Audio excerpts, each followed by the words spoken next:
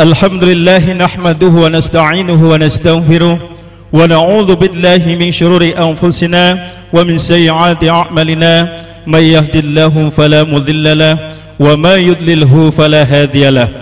Asyhadu an la ilaha illallah wa asyhadu anna sayyidina Muhammadan abduhu wa rasuluhu la nabiyya ba'da. Allahumma salli wa sallim wa barik ala sayyidina Muhammad wa ala alihi wa ashabihi ajma'in.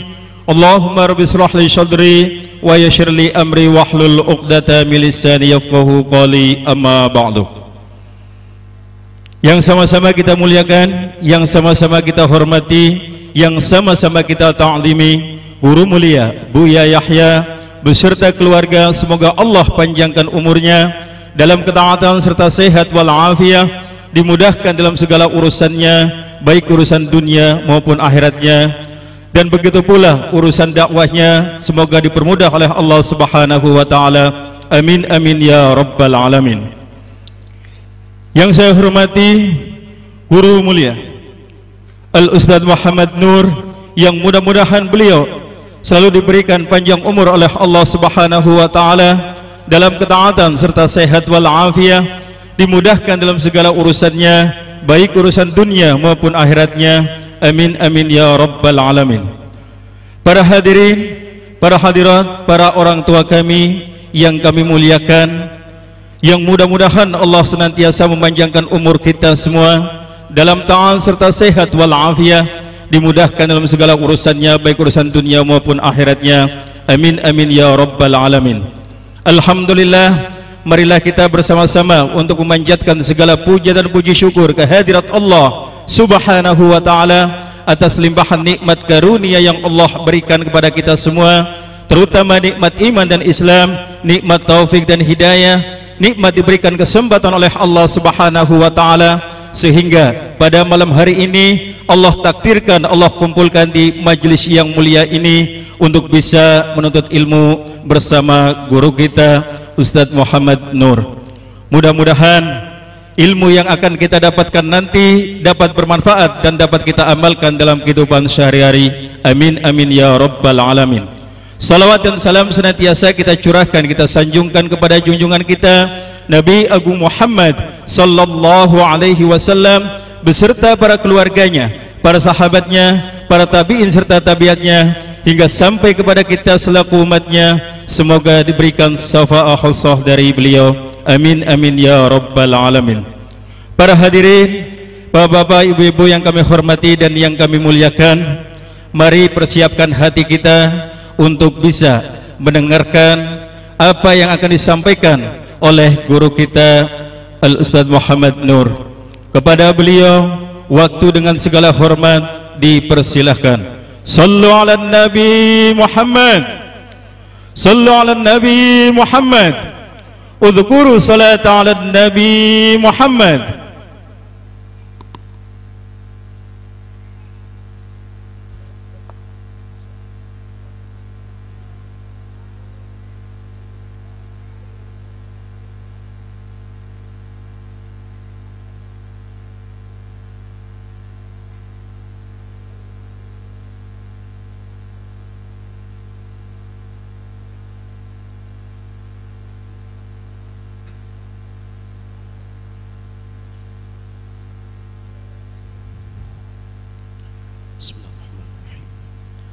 Assalamualaikum warahmatullahi wabarakatuh. Alhamdulillah,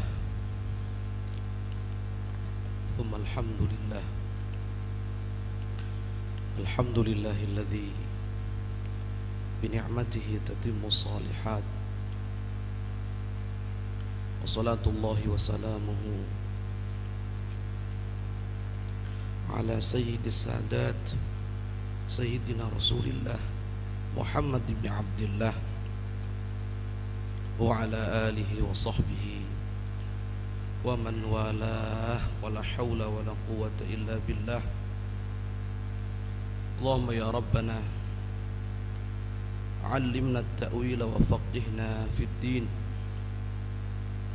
Allahumma ya Rabbana علمنا ما ينفعنا وانفعنا بما علمتنا وزدنا علما وفقها وإخلاصا وصدقا برحمتك يا أرحم الراحمين. سبحانك لا علم لنا إلا ما علمتنا إنك أنت العليم الحكيم. أما بعد. Ya Allah, muliakan, kami cintai gurunda kita semua, Buya Yahya. Kita doakan dari majelis mulia ini, semoga Allah SWT senantiasa memberikan kepada gurunda kita segala kebaikan, kebaikan di dunia, kebaikan di akhirat. Dan semoga Allah SWT menganugerahkan kepada gurunda kita kemudahan dalam segala urusan, terutama urusan-urusan dakwahnya. Semoga Allah SWT menganugerahkan kepada gurunda kita keistiqomahan dalam dakwahnya, menganugerahkan usia yang panjang dalam ketaatan serta sehat walafiat. Dan semoga kita semua berkah majelis ini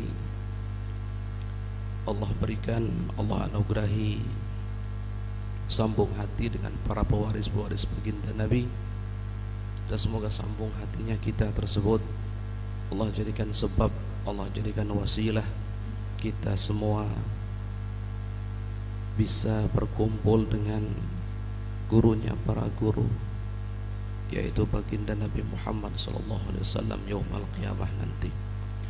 Ya Allah, muliakan, kami cintai para hadirin, para pemirsa, para pendengar dimanapun Anda berada.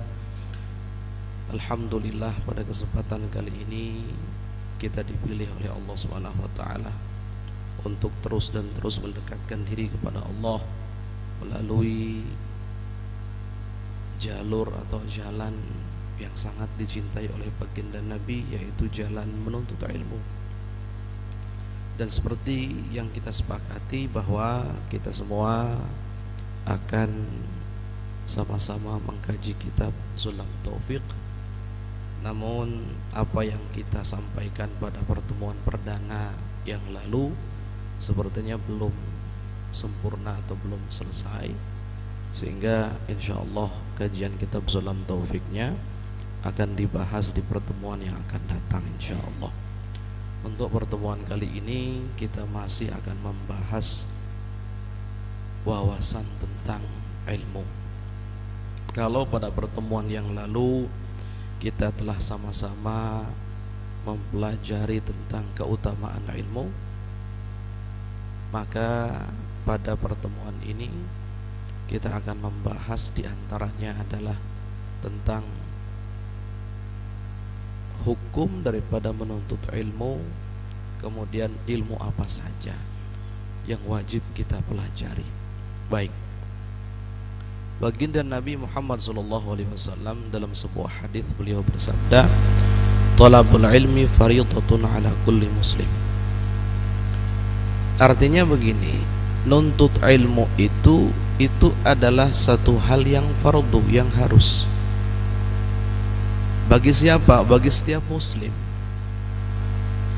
Memang ada riwayat mengatakan ala kulli muslimin, ada tambahan wa muslimatin.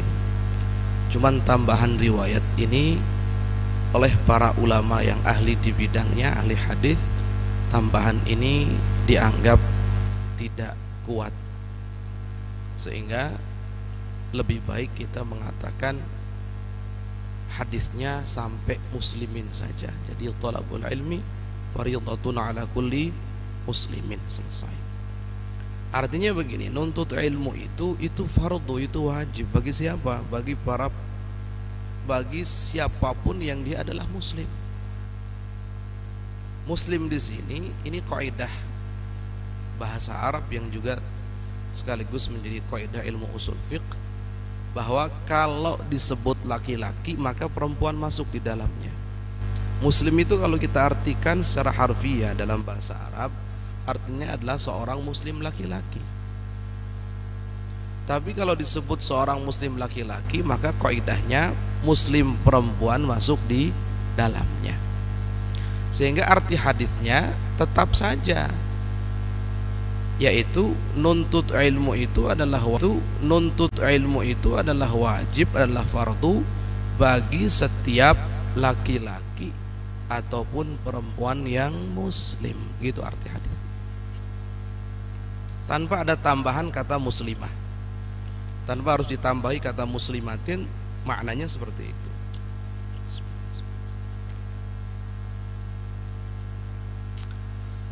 Kita ambil dari hadis ini bahwa nuntut ilmu itu hukumnya wajib, tidak bisa ditawar. Siapapun kita adalah seorang muslim yang mukallaf, maka belajar nuntut ilmu ini adalah satu keharusan yang tidak bisa ditinggalkan sama sekali. Artinya ini adalah wajib fardu. Tapi telah disepakati bahwa tidak setiap disiplin ilmu itu wajib untuk dipelajari. Nah, tolong diperhatikan bahwa tidak setiap disiplin ilmu wajib dipelajari. Memang menuntut ilmu itu wajib, tapi pertanyaannya, apakah setiap ilmu wajib kita pelajari? Maka jawabannya tidak. Tidak. Jadi ada ilmu, nanti kita akan bahas, ilmu yang wajib dipelajari, ada ilmu yang memang tidak wajib dipelajari. Atau bahasa lebih detailnya, ada ilmu itu yang wajib, yang hukum mempelajarinya adalah fardu ain. Ada ilmu itu yang hukum mempelajarinya hanya fardu kifayah. Ada hukum mempelajarinya hanya sunnah saja. Ini ilmu. Ini ilmu. Apa perbedaan antara fardu ain, fardu kifayah dengan sunnah ini? Apa bedanya? Ini kita harus pahami. Perbedaannya, kalau fardu ain maka kewajibannya atas setiap individu di antara kita. Siapapun dari kita yang menjadi seorang muslim yang mukallaf, maka wajib mempelajari ilmu yang hukum mempelajarinya adalah fardu ain.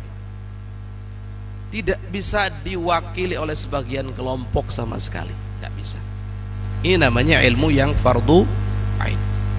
Ada ilmu itu memang fardu kifayah saja hukum mempelajarinya.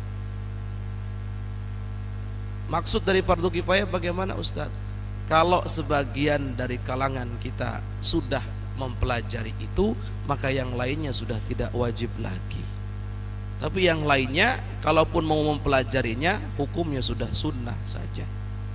Begitu. Sekarang yang paling penting dan terpenting bagi kita adalah mengetahui terlebih dahulu ilmu apa saja sih yang mempelajarinya bagi kita adalah fardu ain, wajib, tidak bisa ditawar sama sekali, tidak bisa diwakilkan. Nggak cukup hanya ustadz saja yang tahu, tidak. Ilmu apa saja itu. Jangan sampai di kalangan kita ini ada yang mengira bahwa sudahlah, ilmu agama kan sudah ada ustadz, sudah ada santri, kita mah nggak ngerti juga nggak apa-apa. Itu nggak benar. Karena ada ilmu agama yang hukum mempelajarinya adalah fardu ain, artinya wajib bagi setiap individu di antara kita.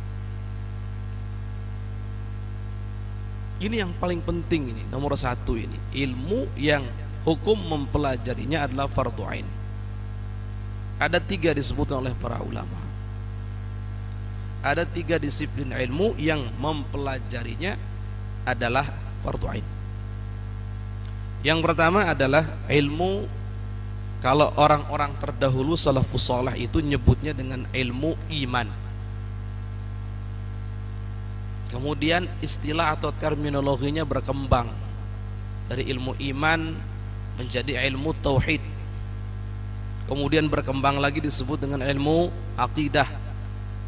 Berkembang lagi disebut dengan ilmu kalam dan seterusnya. Ini nama-nama menunjukkan kepada satu ilmu sebetulnya, yaitu ilmu yang dengan ilmu tersebut iman kita jadi benar.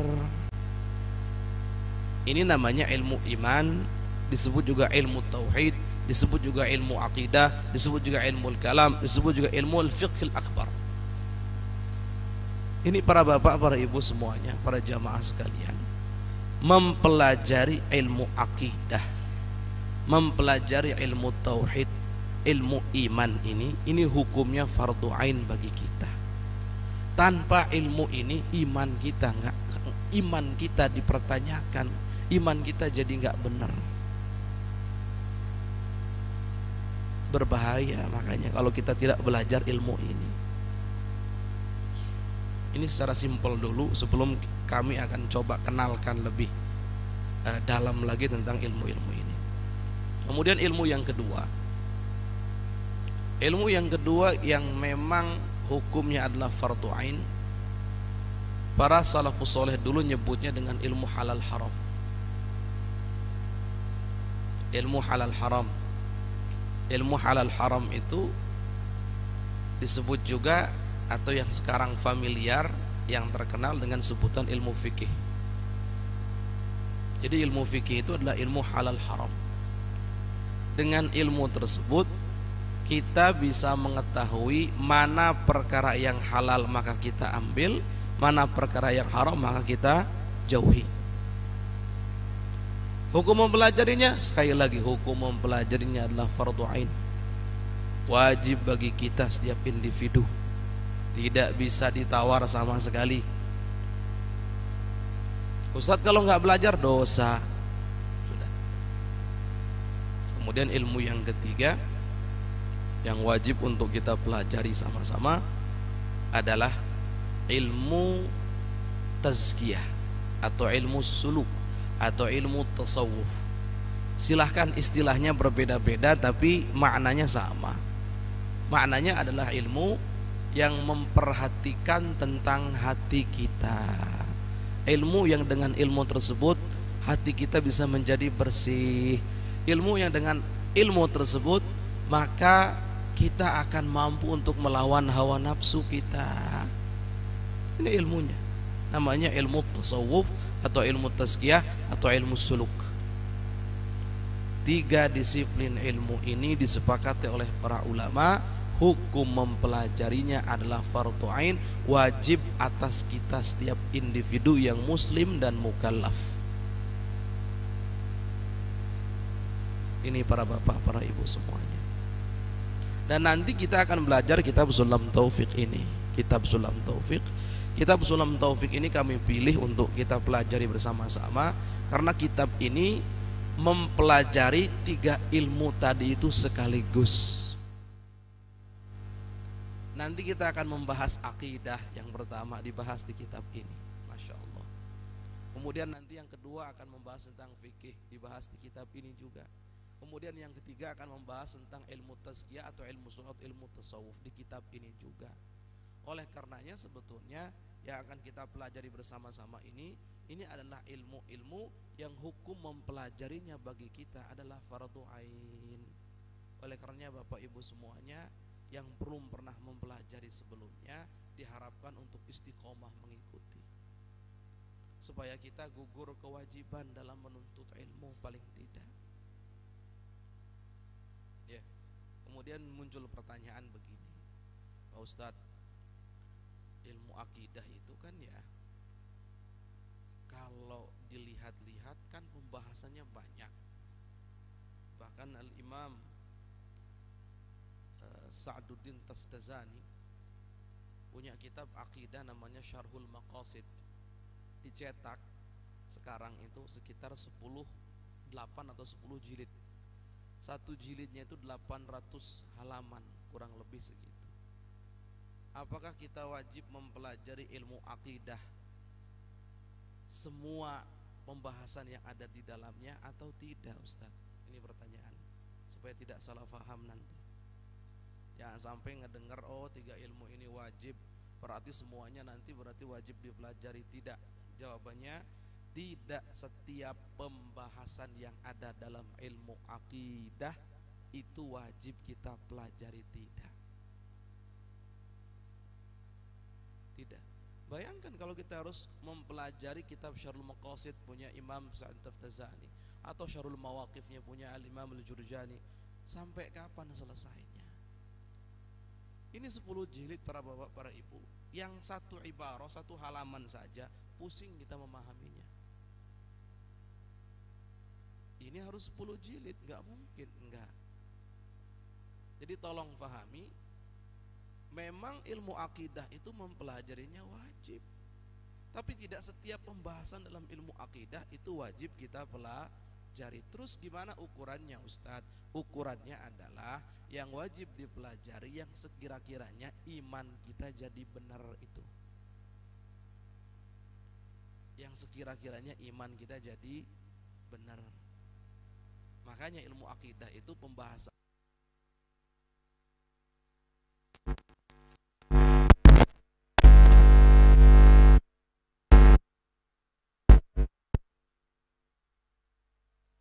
menjadi 3, ada yang wajib, ada yang mustahil, ada yang jaiz. Yang biasanya kalau kita di kampung-kampung itu dikenal dengan sifat 20 wujud, qidam, baqa, itu diantara ilmu akidah sebetulnya itu. Itu wajib Ustadz dipelajari, wajib. Wajib Ustadz diyakini, wajib. Jadi tidak semua, sekali lagi, yang ada di dalam ilmu akidah, permasalahan di dalamnya tidak wajib dipelajari semuanya, tapi yang wajib hanya sekira-kiranya iman kita jadi benar itu saja. Maka yang 4 tadi lihat, al-ilahiyat, sifat-sifat Allah ini wajib kita pelajari. Ini wajib kita pelajari. Kemudian an-nabawiyat, sifat-sifat baginda Nabi ini wajib kita pelajari.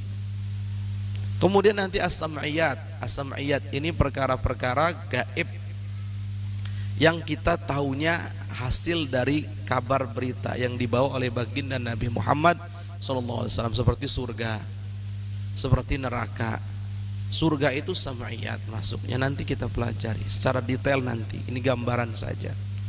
Kemudian nanti yang keempat ada al-kauniyat, tentang siapa itu manusia, siapa jin, siapa dan seterusnya. Ini dibahas dalam ilmu akidah. Dan ini kalau kita runut ternyata kita kan kewajibannya adalah syahadat Ustadz. Iya. Coba dalam syahadat ada apa? Asyhadu an la ilaha illallah. Aku bersaksi tidak ada Tuhan selain Allah. Allah yang seperti apa? Nah ini Allah yang seperti apa ini? Allah itu yang al-muttasif bikulli kamalin mutlaq yaliqu bihi wa munazza'an kulli nuqsan. Ini nanti masuk kepada sifat-sifat Allah. Jadi ketika kita bersaksi tidak ada Tuhan selain Allah, Allah yang seperti Allah yang wujud, punya sifat wujud, qidam, baqa dan seterusnya. Ini maksudnya. Jadi al-ilahiyat tadi itu membahas tentang Allah. Nanti wa asyhadu anna Muhammadan Rasulullah, ini membahas tentang baginda Nabi, sifat-sifat baginda Nabi bagaimana. Ini dalam ilmu akidah nanti. Ini dalam ilmu akidah. Kemudian apa yang dibawa oleh baginda Nabi ini masuk kepada sam'iyat. Para bapak, para ibu semuanya, oleh karenanya penting bagi kita belajar yang namanya ilmu akidah, yang sekira-kiranya dengan belajar ilmu akidah tersebut iman kita menjadi benar. Jangan sampai kita punya iman kok rapuh, punya iman kok mudah goyah, punya iman kok masya Allah gampang tergadaikan dan seterusnya. Ini karena biasanya akidahnya yang lemah. Karena biasanya belajar akidahnya dulu tidak tuntas, di antara faktornya begitu. Nah baik, begitu pula dengan ilmu fikih atau ilmu halal haram. Ilmu fikih itu masya Allah, ini ilmu fikih ya, ilmu tentang halal haram, tentang hukum syariat. Ini ilmu fikih. Apakah semua permasalahan dalam ilmu fikih itu wajib kita pelajari? Jawabannya tidak. Kalau semua permasalahan wajib kita pelajari, itu yang al-mausu'ah al-fiqhiyah al-kuwaitiyah itu ada lebih dari 40 jilid para bapak, para ibu. Kalau semuanya harus kita pelajari, kita nggak bisa kerja, kita nggak bisa melakukan aktivitas seterusnya.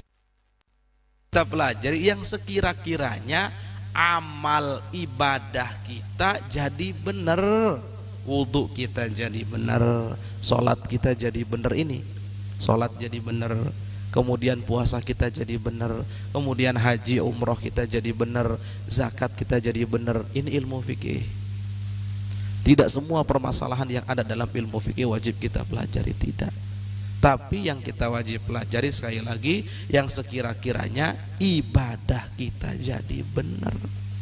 Bapak Masya Allah rajin, Ibu Masya Allah rajin, luar biasa sholatnya, tapi wudunya nggak benar. Sholatnya nggak sah dong Pak Bu. Kalau sholat nggak sah jangan berharap pahala dari Allah. Caranya saja kita salah. Berarti gimana Ustaz? Kalau pengen benar belajar ilmu fikih, ilmu halal haram. Ada bapak, ada ibu selalu protes, ya Allah, hamba sudah berdoa berulang-ulang kali, sering dan satu, tapi nggak dijawab-jawab. Jangan nyalahkan Gusti Allah. Jangan-jangan karena kita tidak ngerti bahwa syarat dikabulnya doa dan ibadah itu harus dari makan makanan yang halal. Karena kita nggak paham mana yang halal mana yang haram, sikat saja semuanya. Akhirnya Masya Allah makanan yang haram campur aduk dengan tubuh kita, akhirnya menghijab doa dan ibadah kita diterima oleh Allah. Kan begitu akhirnya. Maka penting namanya belajar ilmu fikih, ilmu halal haram, jangan sampai salah. Kok hidup kok susah Ustadz, ini bagaimana? Ya karena memang kesalahan kita. Kita yang tidak pernah peduli dengan ilmu halal haram. Baik, kemudian yang ketiga ilmu tasawuf. Bagaimana Ustadz? Sama, ilmu tasawuf tidak semua permasalahan dalam ilmu tasawuf wajib kita pelajari. Yang wajib kita pelajari adalah yang sekira-kiranya hati kita jadi benar. Hati kita ini bisa ikhlas, bisa tulus, bersih dari penyakit-penyakit hati sombong, ujub, riya, kemudian takabur dan seterusnya. Bersih dari penyakit-penyakit hati. Ini bisa didapatkan dengan belajar ilmu tasawuf, ilmu akhlak. Dan para bapak, para ibu semuanya, jangan bapak kira, ibu kira ketika Gusti Allah misalkan memerintahkan kita sholat, sholat itu hanya dalam fikih saja. Tidak. Allah meminta kita untuk sholat 5 waktu dalam sehari semalam, itu benar. Kemudian kita belajar fikih sajakah tata cara sholat, rukun-rukunnya, syarat-syaratnya, kemudian hal-hal yang bisa membatalkannya, kemudian cukup? Tidak. Sholat yang Allah inginkan dari kita adalah sholat yang mengumpulkan 3 disiplin ilmu yang tadi. Sholat dari orang yang akidahnya benar, dari orang yang fikihnya benar, dari orang yang hatinya benar. Ini yang baru akan diterima oleh Allah. Coba saya mau tanya, non muslim sholat, kira-kira sholatnya sah atau tidak? Jawabnya tidak, karena imannya tidak benar. Taib, ada orang imannya benar, la ilaha illallah Muhammadur Rasulullah, Masya Allah dalam hatinya tertanam la ilaha illallah Muhammadur Rasulullah. Ketika dia sholat dia nggak wudu terlebih dahulu, kira-kira sah atau tidak sholatnya? Tidak sah. Kenapa? Fikihnya tidak benar. Baik, sekarang ada akidahnya benar, fikihnya benar, tapi hatinya nggak benar, tasawufnya nggak benar. Dia sholat bukan karena Allah, dia bukan mau minta ridhonya Allah, tapi dia menginginkan sesuatu daripada dunia. Terus bagaimana? Sahkah? Sah, tapi tidak dikabul, tidak diterima oleh Allah Subhanahu wa ta'ala.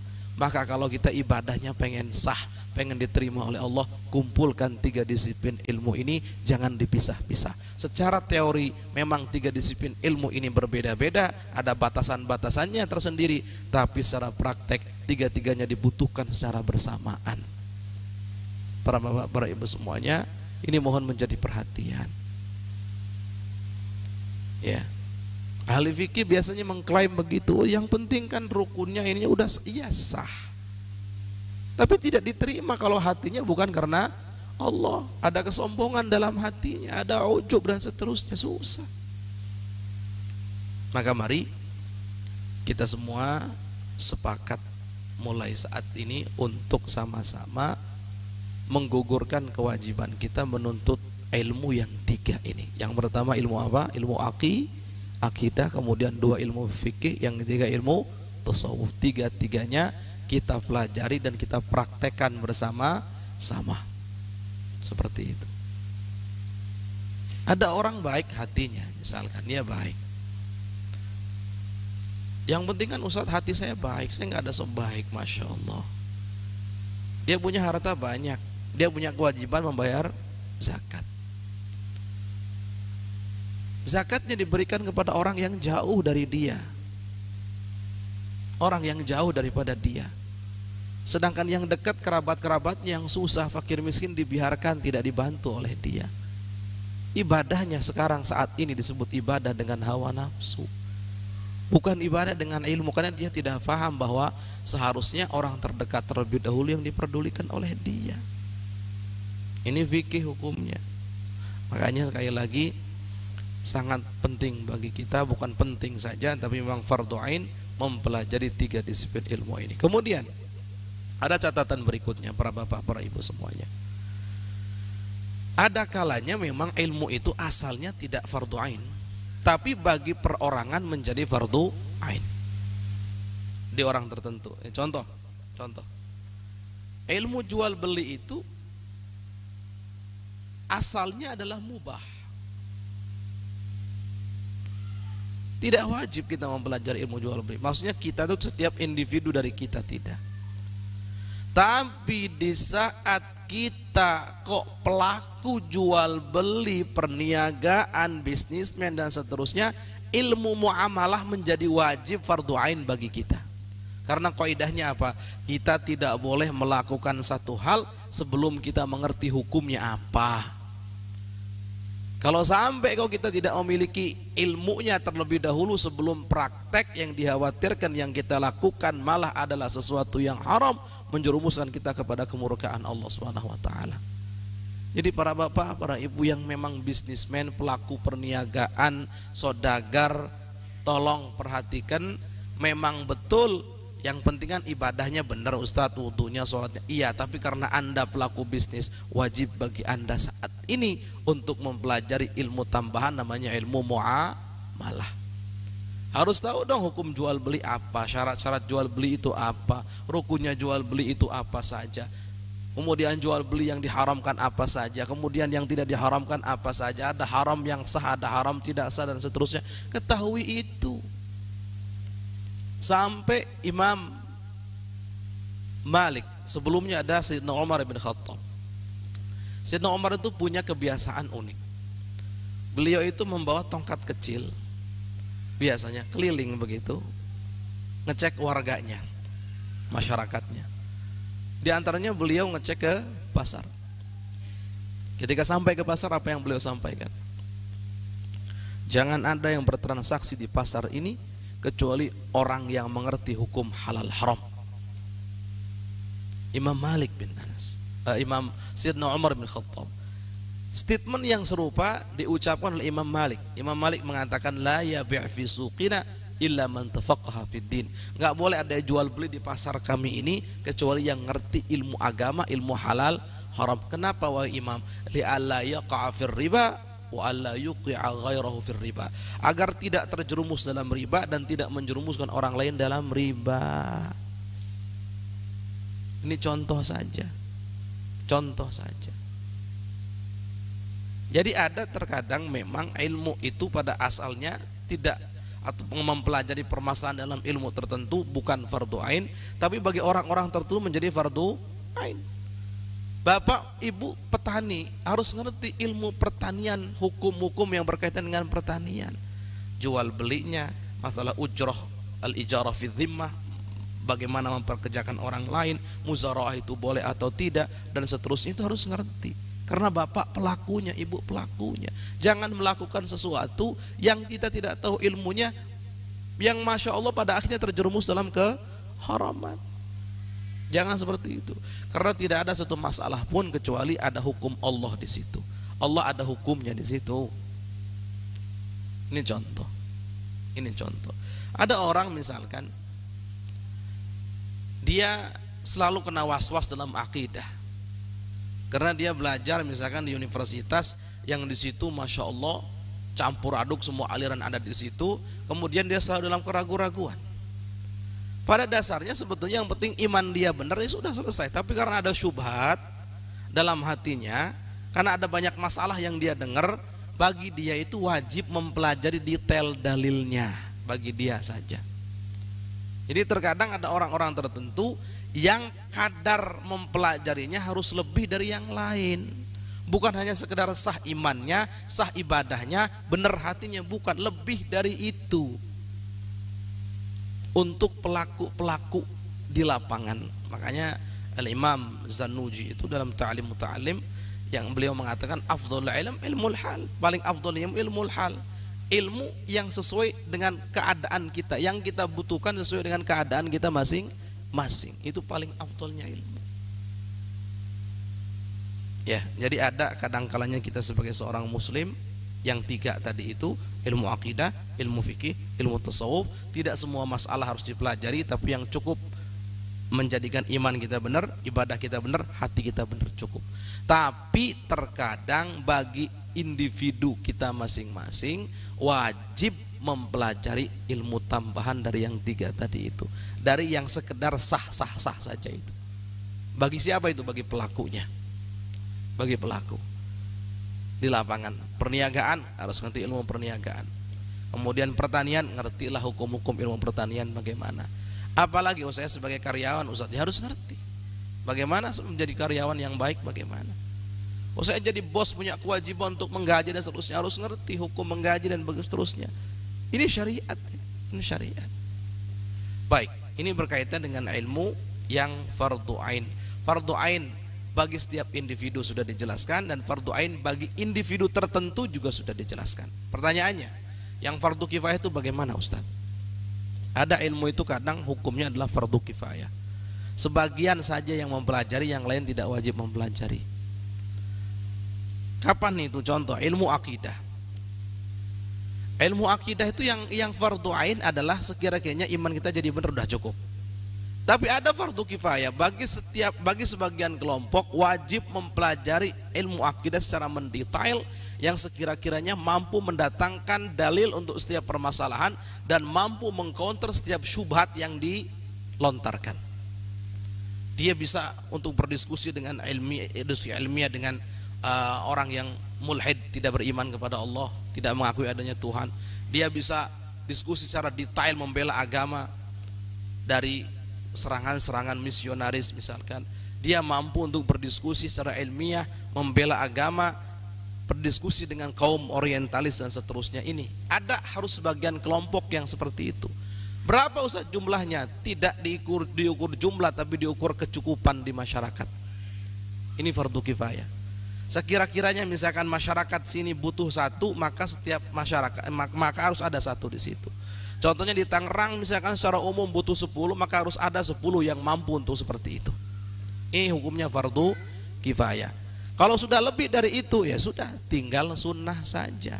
Model kita misalkan yang penting kan ibadah kita benar, wudu benar, sholat benar, zakat benar, puasa benar, haji umroh kita benar baik. Tapi kita pengen lebih dari itu. Kita pengen tahu masalah-masalah yang berkaitan dengan niat itu ada berapa, kemudian mendetail niat, hakikat niat apa, bedanya niat dengan azam itu apa, beda niat dengan hadis itu apa, terus mendetail.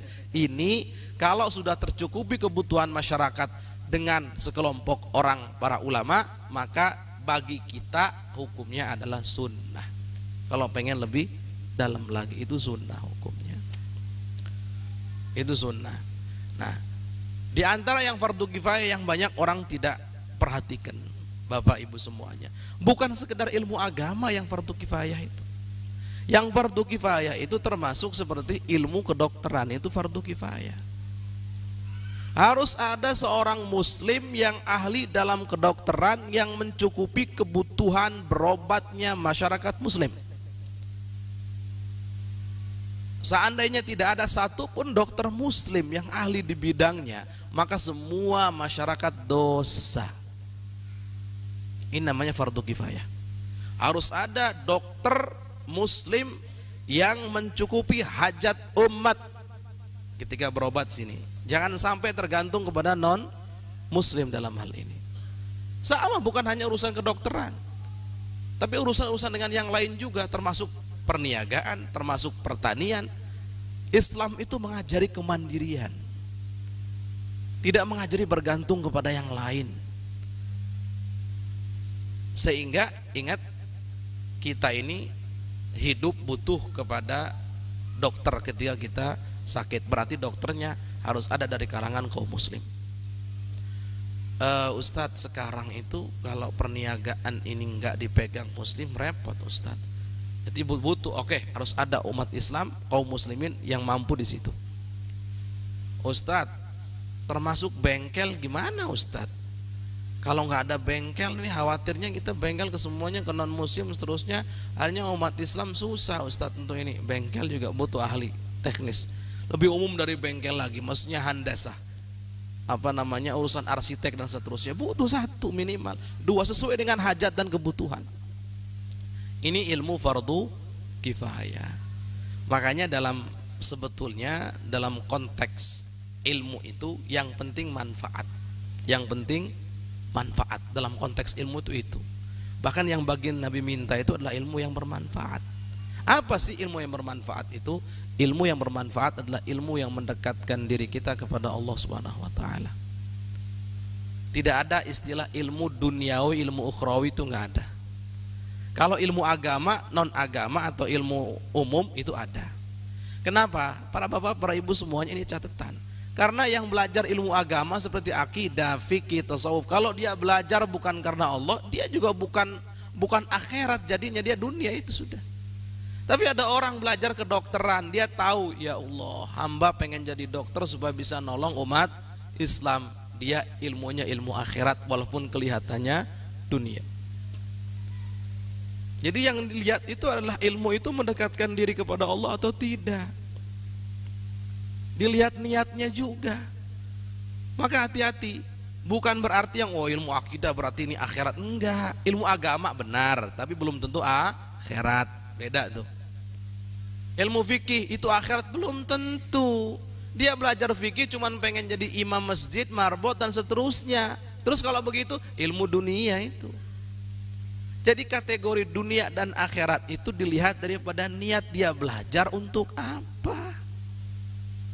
Seandainya kita kalau belajarnya bahasa Inggris tapi niatnya ya Allah supaya bisa mentranslate, menerjemahkan ceramah-ceramah ulama agar dakwah ini menyebar luas, difahami oleh orang yang tidak ngerti bahasa Arab, tidak ngerti bahasa Indonesia, tapi ngerti bahasa Inggris. Niat yang mulia ini menjadikan ilmunya dia walaupun kelihatannya ilmu umum, tapi di hadapan Allah itu ilmu akhirat. Sehingga kita punya potensi sama para bapak, para ibu semuanya. Yang dapat pahala di akhirat bukan hanya ustadz saja. Ustadz pun kalau niatnya tadi benar. Kalau niatnya nggak benar ya nggak dapat. Dia dapat ilmu agama tapi dia nggak dapat akhirat.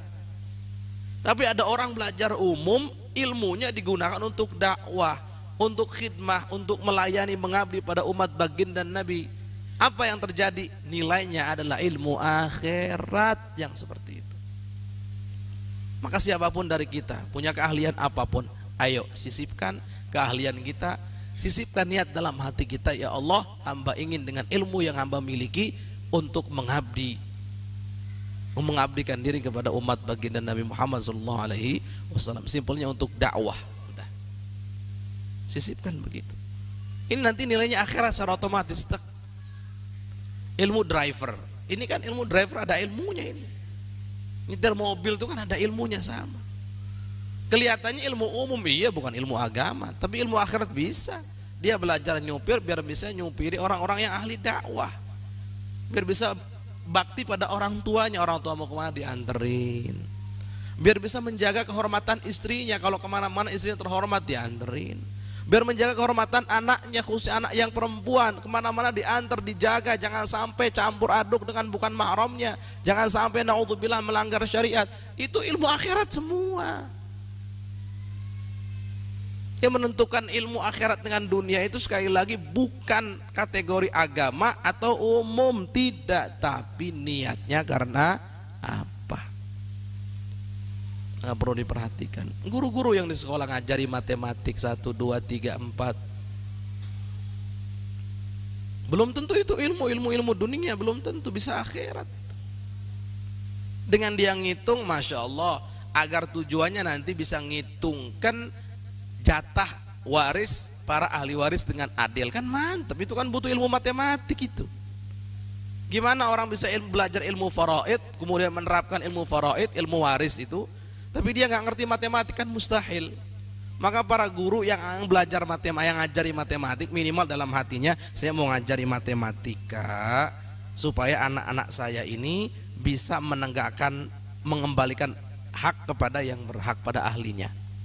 Di antaranya ilmu faraid tadi itu. Dia mau hisab bagaimana, kapan ini awal Syawal, kapan awal Dzulhijjah. Kalau nggak ngerti ilmu matematik gimana cara ngehisabnya? Subhanallah, Gusti Allah itu membuat, jadi lihat, Gusti Allah memberikan peluang kepada kita sebesar-besarnya. Masing-masing kita punya pintu untuk mendekatkan diri kepada Allah. Nggak perlu nyari pintu orang lain, Bapak Ibu semuanya. Pintu masing-masing. Keahlian kita di mana, gunakan keahlian kita untuk mendekatkan diri kepada Allah. Saat itu keahlian kita menjadi tunggangan kita untuk sampai kepada keridhaan Allah. Makanya kami pernah diskusi dengan salah seorang sudah sepuh beliau.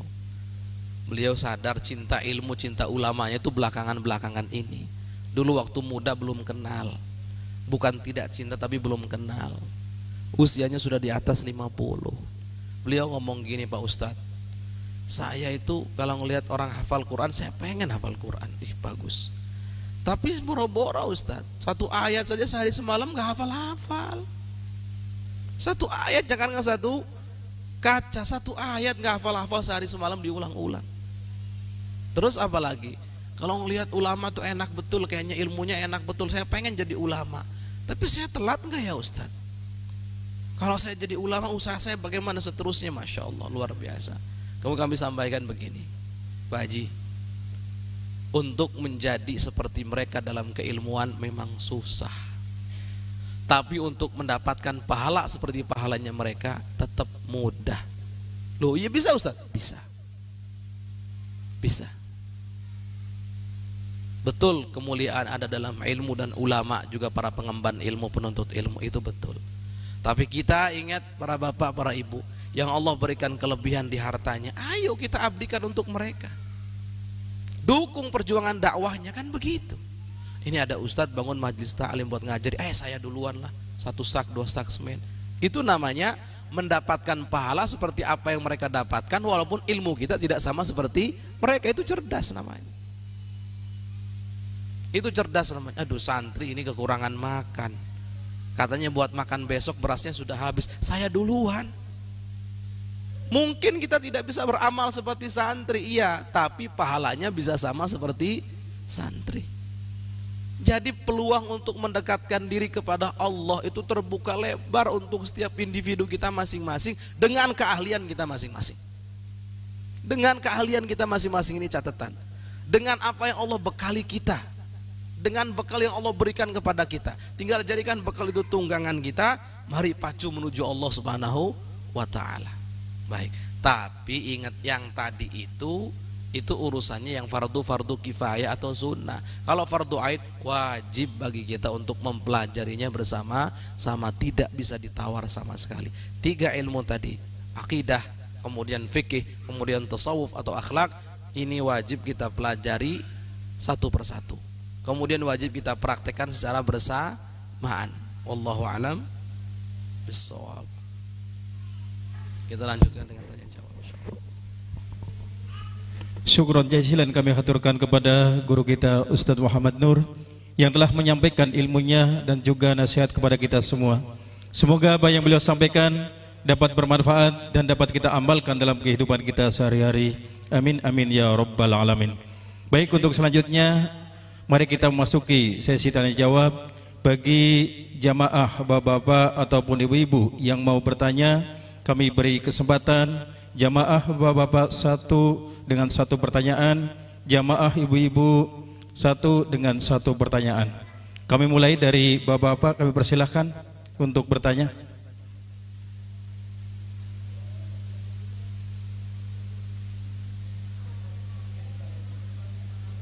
Ya, boleh dari ibu-ibu dulu dimulai.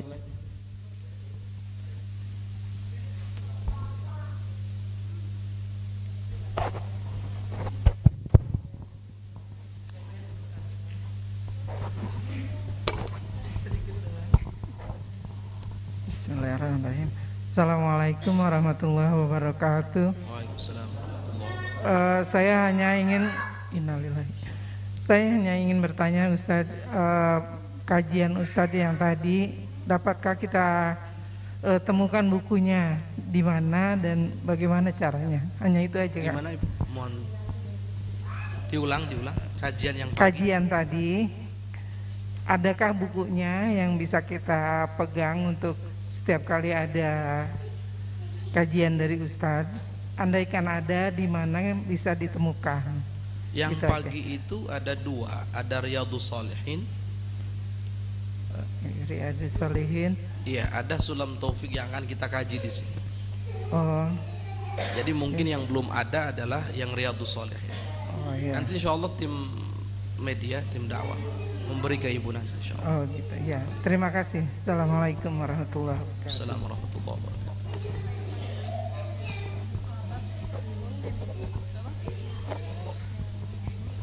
Ya, kami persilahkan untuk bapak-bapaknya yang mau bertanya.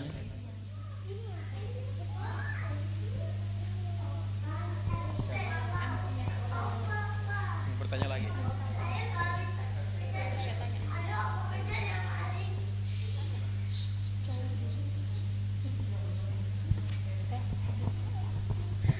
Assalamualaikum warahmatullahi wabarakatuh, Pak Ustadz. Waalaikumsalam warahmatullahi wabarakatuh. Allahumma sholli ala Sayyidina Muhammad wa ala ali Sayyidina Muhammad. Pak Ustadz, Ana mau nanya, tadi kan tentang ada ilmu yang muamalah itu ya, bahas tentang jual beli. Ana mau nanya, batasan-batasan poin-poin penting dalam jual beli itu apa saja?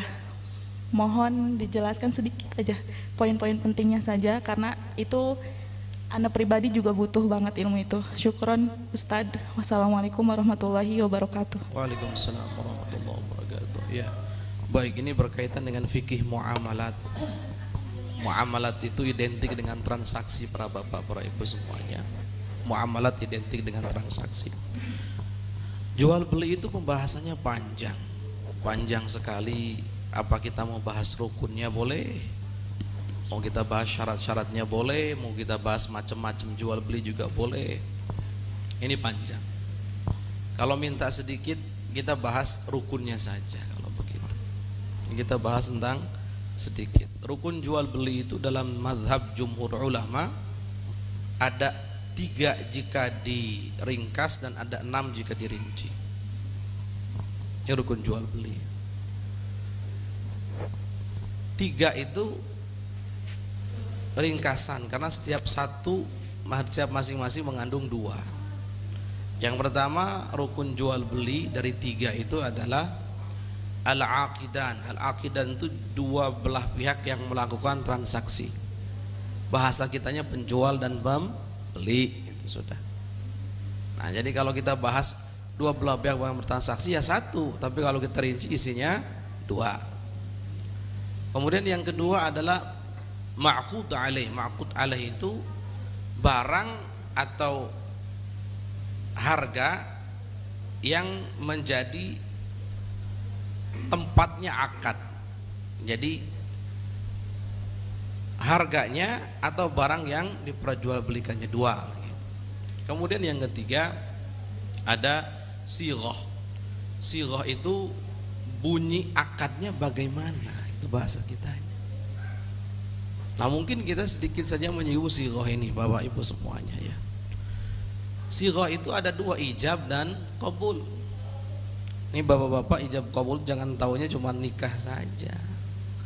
Dalam jual beli juga ada ijab qabul, ada ijab dan qabul. Dalam madhab kita, madhab Imam Syafi'i, ijab qabul itu hukumnya wajib. Bapak mau beli air, mau beli apa, asalnya kalau mau beli ya yang menjual saya jual ini dengan harga sekian, yang beli saya terima dengan harga tersebut. Harus begitu. Asal dalam mazhab kita, mazhab Imam Syafi'i. Ustadz, kalau nggak ada ijab qabul gimana? Asal dalam mazhab kita tidak sah. Jadi kalau tanpa ijab qabul itu disebut dengan bai'ul mu'athah.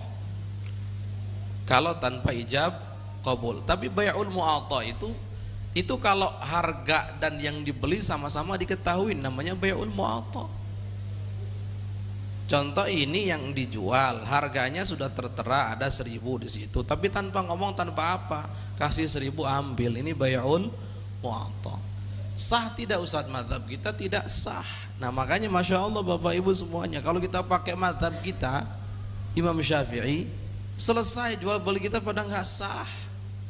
Cuman tenang, ada keringanan. Ada keringanan. Ada Imam Nawawi dengan timnya punya pendapat bay'ul mu'attah itu kalau ternyata adat istiadat di kampung atau negara tersebut tanpa ijab qabul, tapi ridho dengan ridho, selesai, nggak apa-apa. Nah keringanan. Jadi kita sebenarnya ikut siapa? Pendapat Imam Nawawi, ikhtiarnya Imam Nawawi. Ada juga pendapat Imam Ghazali dalam hal ini. Imam Ghazali mengatakan bay'ul mu'attah itu sah kalau dalam perkara-perkara kecil. Contoh beli sayuran, beli air, ini kan uangnya nggak seberapa, nggak perlu ijab qabul. Tapi kalau jual beli tanah, jual beli mobil, jual beli rumah, ini wajib ijab qabul. Kenapa? Karena bahaya yang di belakangnya gede. Dan biasanya masyarakat kita menggunakan pendapat Imam Ghazali ini. Coba Bapak Ibu kalau jual beli rumah pakai ijab qabul enggak? Pakai. Jual beli mobil pakai. Tapi kalau jual beli makan seterusnya, minuman, enggak pakai. Bayar ambil, bayar ambil. Tapi kalau kita kembali kepada pokok madhab, kita semuanya enggak sah jual belinya. Makanya kalau ada ustadz kereng banget, kereng tuh maksudnya enggak boleh keluar dari madhab Imam Syafi'i. Masa? You jual belinya juga udah keluar dari madhab Imam Syafi'i. Gimana ceritanya? Ini kan cerikit katanya tadi, sedikit tentang ini. Tapi kalau seandainya kok harganya belum diketahui, ya kayak contohnya di beberapa restoran itu kita main ambil makan, masya Allah, pokoknya ambil makan. Setelah itu baru bayar. Atau kita naik taksi nggak ngerti berapanya, tiba-tiba bayar, sudah nggak ngerti kita harganya. Ini bai' fi dhimmah namanya, jual beli tapi fi dhimmah, jadi tanggungan nanti. Ada yang mengatakan ini istijrar seperti yang supermarket main ambil kemudian hitung di kasir yang harganya tidak diketahui, istijrar. Terus ini bagaimana, apakah sah atau tidak? Kalau kita hukumi tidak sah, repot juga kita. Kalau hukum asalnya Pak, ini hukum asal, jangan dipraktekkan ya, ini hukum asal, jangan praktek. Catatan ini, Bapak makan kenyang, nggak tahu harga, nggak tahu apa, sebetulnya sudah nggak usah bayar, sudah. Lu yang nggak tahu akan jual beli kok. Bapak pergi aja begitu, harganya berapa? Kan saya nggak tahu, ibu kan membiarkan, boleh begitu saja. Tapi kalau begini bahaya, sehingga Imam Nawawi sendiri mengatakan qad yustahsan, baik kiranya walaupun tidak tahu, karena sudah menjadi kebiasaan, sudah menjadi adat dalam hal ini, ya bayar sesuai dengan ketentuan. Walaupun syariat atau mazhab kita ketat pada awalnya, harus jelas berapa harganya, satu piring ini berapa, ini piring ini dengan ini berapa harganya, deal baru bayar. Jangan makan dulu, deal baru bayar. Ya seperti itu. Wallah, ini contoh sedikit, masih banyak pembahasan yang lainnya. Hukum jual beli apa hukumnya? Ini karena sedikit ya sudahlah, nanti saja kita lanjutkan. Wallahu a'lam. Baik, silakan. Satu lagi kami persilahkan untuk Bapak. Assalamualaikum warahmatullahi wabarakatuh. Waalaikumsalam warahmatullahi wabarakatuh. Allahumma shalli ala sayyidina Muhammad wa ala ali sayyidina Muhammad. Sallallahu alaihi. Saya mau bertanya Pak Ustadz, mungkin ini pertanyaannya agak sedikit beda dari pembahasan tadi. Saya mau nanya, contoh sekarang banyak kita mau masuk kerja di salah satu perusahaan atau pabrik, bahkan sekarang mayoritas pekerjaan kita kalau mau masuk kerja itu harus ada syarat membayar dulu, padahal ilmu kita minim. Kalau kita ikut tes mungkin 50% kita nggak masuk, tapi kalau kita bayar uang terlebih dahulu ke orang tertentu, kita bisa dimasukkan dengan 90% kita bisa masuk. Nah itu apakah kalau kita masuk kerja gaji kita setiap bulannya itu apakah jatuh riba atau seperti apa? Mungkin bisa dijelaskan oleh Pak Ustaz. Terima kasih. Assalamualaikum warahmatullahi wabarakatuh. Waalaikumsalam warahmatullahi wabarakatuh. Baik, ini pertanyaan muamalah juga ini. Jadi begini, kita bahas terlebih dahulu uang yang kita berikan itu apa hukumnya. Baru setelah itu gaji yang kita terima bagaimana. Baik, kalau ke uang yang kita berikan itu hanya masuk sebagai administrasi, kan biasa ada administrasi karena materai, karena kertas ini, kertas itu dan seterusnya, ini administrasi, maka tidak ada masalah, tidak dibahas sudah setelahnya. Tapi yang berbahaya kalau masuk sogok menyogok, suap menyuap. Nah sogok menyogok, suap menyuap itu bagaimana Ustadz nanti Ustadz? Nah kalau sudah bab sogok menyogok, suap menyuap, dilihat, kita rinci. Memang dalam riwayat la'anallahu rashi wal murtashi, Allah SWT akan melaknat orang yang menyogok dan menerima sogokan. Tapi ada pengecualian. Ada pengecualian. Ada orang nyogok, yang nyogok nggak dapat dosa, tapi yang disogok dapat dosa. Ini pengecualian. Contoh bagaimana? Contohnya di pengadilan, kita ini mau mengambil hak kita, tapi hak kita tidak diberikan kepada kita kecuali harus nyogok, sogok. Iya, nyogoknya kita nggak dapat dosa karena ngambil hak kita. Jadi tapi yang disogok bagaimana Ustaz? Yang disogok tetap dapat dosa, selesai, nggak bisa ditawar. Yang disogok tetap dapat dosa. Terus kita yang nyogok apa nggak dapat dosa sama sekali? Ya kalau sama sekali enggak. Nyogoknya memang nggak dapat dosa, tapi membantu dia dapat sogokan, nah itu juga dapat kita. Makanya apa sih wasiat guru-guru itu? Ya kalau memang terpaksa harus ngambil haknya ya istighfar lah. Istighfar. Bukan niat membantu dia dapat sogokan, tapi kita niat murni mengambil hak kita. Kalau bisa ikhlaskan, ikhlaskan lebih selamat. Dalam hal ini juga sama, karyawan atau PNS kan sama tuh kasusnya. Ya diangkat jadi PNS, dia tuh berhak atau tidak, qualified atau tidak, ibaratnya masuk enggak ini, asesmennya nyampe enggak nilainya.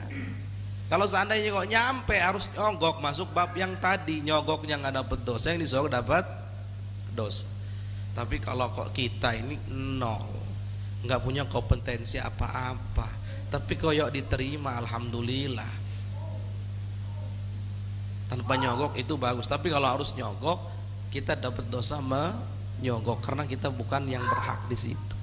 Terus kalau dari dalam keluar, kalau bisa keluar bagus. Tapi kalau seandainya tidak, kalau kerjaan kita itu memang kerjaan yang sesuai dengan, ya, mohon maaf, gaji itu memang gaji yang sesuai dengan kerjaan kita, ya gajinya tetap halal.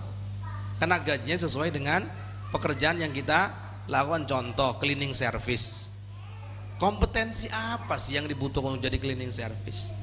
Apa harus lulusan tertentu? Kan enggak. Tapi kita pengen kerja susah, pengen jadi cleaning service saja harus nyogok.